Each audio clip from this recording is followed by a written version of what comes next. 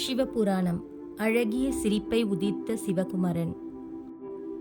எம்பெருமானும் பார்வதி தேவியும் தியான நிலையில் தாண்டவம் புரிந்து கொண்டே அமர்ந்திருக்க, அவர்கள் இருவரிடமிருந்து உருவான புதிய சக்திக்கு மேலும் ஆற்றலை அளித்து கொண்டே இருந்தார்கள்.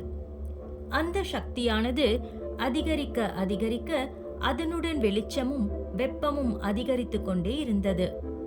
அக்னி தேவர் அந்த குகையில் நுழைந்தபோது சிவபெருமானுக்கும் பார்வதி தேவிக்கும் மற்றும் அங்கு உருவான சக்திக்கும் உள்ள தொடர்பு குறைந்து கொண்டே இருந்தது. கைலாயத்தில் அசுரர்களுக்கும் தேவர்களுக்கும் யுத்தம் நடைபெற்ற பொழுது அசுரர்களின் வேந்தன் தன்னந்தனியாக கைலாய மலையின் மேற்பகுதிக்கு செல்வதை தேவேந்திரன் கண்டார். இருப்பினும் தன்னால் தாரகாசுரனை தடுக்க இயலாது என்பதை உணர்ந்த தேவேந்திரன் அக்னி தேவர் இருக்கும் இடத்தை அடைந்தார்.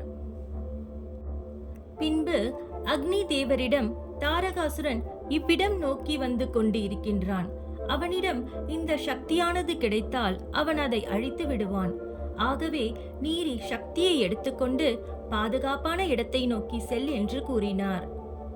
பின்னர் தேவேந்திரனின் கூற்றுக்கு இணங்கி அக்னி தேவர் அந்த சக்தியை கைலாய மலையில் இருந்து எடுத்துக்கொண்டு புறா வடிவில் பறந்து சென்றார். அவ்வேளையில் தாரகாசுரன் வரவே தேவேந்திரனும் அவ்விடத்தை விட்டு மறைந்து சென்றார். பின் தாரகாசுரன் தியான நிலையில் இருந்த எம்பெருமானையும் பார்வதி தேவியும் கண்டான். அங்கு எவ்விதமான சக்தி தோற்றமும் புலப்படவில்லை. பின்பு இது தேவர்களின் ஒரு வகையான சதி செயலாக இருக்கலாம் என எண்ணி போர் நடக்கும் இடத்திற்கு தாரகாசுரன் சென்றான். போர் புரியும் இடத்தில் இருந்த தேவர்கள் இல்லாமல் அனைவரும் பூதகணங்களாக இருந்தனர். பின்பு அசுரர்கள் அனைவரும் அவ்விடத்தை விட்டு அசுரலோகம் சென்றனர். இருப்பினும் தாரகாசுரன் இதில் ஏதோ சூழ்ச்சி உள்ளது போல் உணர்ந்தான். புறா வடிவத்தில் இருந்த அக்னி தேவர் அந்த புதிய சக்தியை தன் வாயில் ஏந்தியபடி பறந்து சென்றார். நேரம் அதிகரிக்க அதிகரிக்க அந்த சக்தியிடமிருந்து வெளிப்பட்ட வெப்பத்தின் அளவை அக்னி தேவரால் தாங்க முடியாததால் அந்த சக்தியை கங்கை நதியில் போட்டுவிட்டார். கங்கை நதியானது அக்னி தேவர் நதிக்கரையில் விட்ட அந்த சக்தியினை யாவரும் அறியா வண்ணம் எடுத்து சென்றது.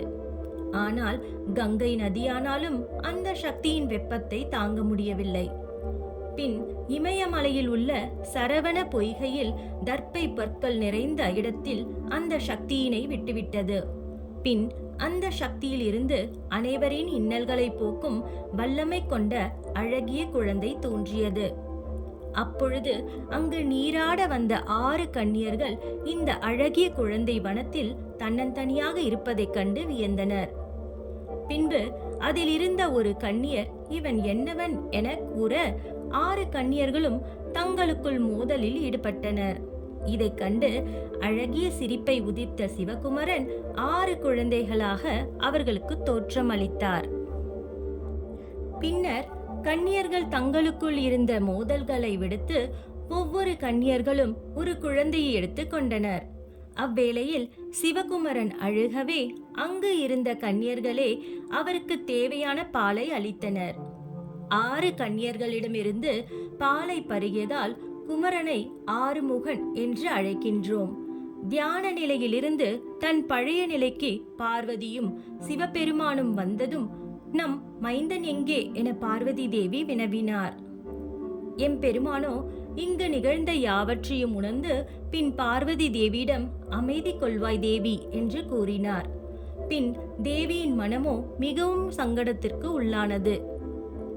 சிவபெருமான் பார்வதி தேவியிடம், நம் மைந்தன் நலமுடன் இருக்கிறான், கவலை கொள்ள வேண்டாம் தேவி, காலம் கனியும் போது நாம் குமாரனை சந்திக்க செல்வோம் என கூறினார்.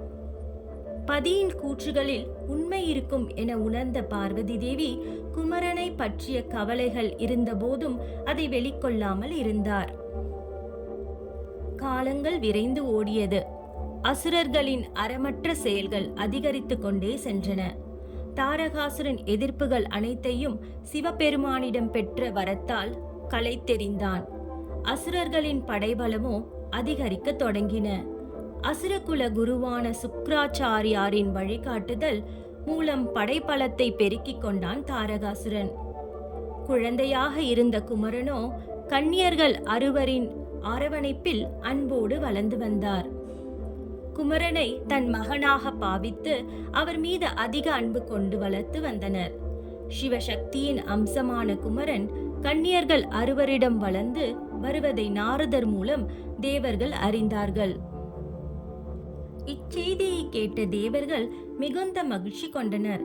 பின்பு தேவர்கள் அனைவரும் ஒன்றிணைந்து கைலாய மலையில் இருக்கும் சிவபெருமானை காண சென்றனர்.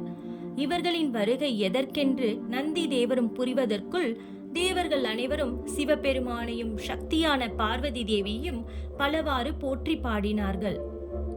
உமையவள் பார்வதி தேவிக்கு என்னவென்று புரியாமல் இருந்தார். ஆனால் அனைத்தும் அறிந்த சிவபெருமான் அமைதி காத்தார். தேவர்களின் முகத்தில் காணப்பட்ட மகிழ்ச்சியை கண்ட தேவிக்கு எம்பெருமானால் ஏதோ மார்க்கம் பிறந்துள்ளது எனவும் தாரகாசுரனின் அழிவு நெருங்கிவிட்டது என்பதையும் உணர்ந்தார்.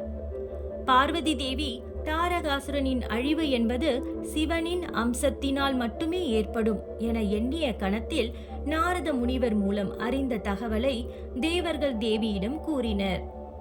அப்போது தேவி அடைந்த மகிழ்ச்சிக்கு அளவு என்பது இல்லை. பின் எம்பெருமான் கூறிய வார்த்தைகள் நினைவுக்கு வரவே எம்பெருமானுடன் சரவண பொய்கையில் கன்னியர் வளர்ப்பில் வளர்ந்து வரும் தன் மகனை காண விரைந்தார்கள். சரவண பொய்கையில் வளர்ந்து வந்த குமரனை கண்ட பார்வதி தேவி மகனே என்று அழைத்து குமரனிடம் சென்றார். குமரனோ தேவி தாங்கள் யார் என கேட்டார். என் தாயானவர்கள் இவர்களே என 6 கன்னியர்களை காட்டினார். ஓம் நம சிவாய.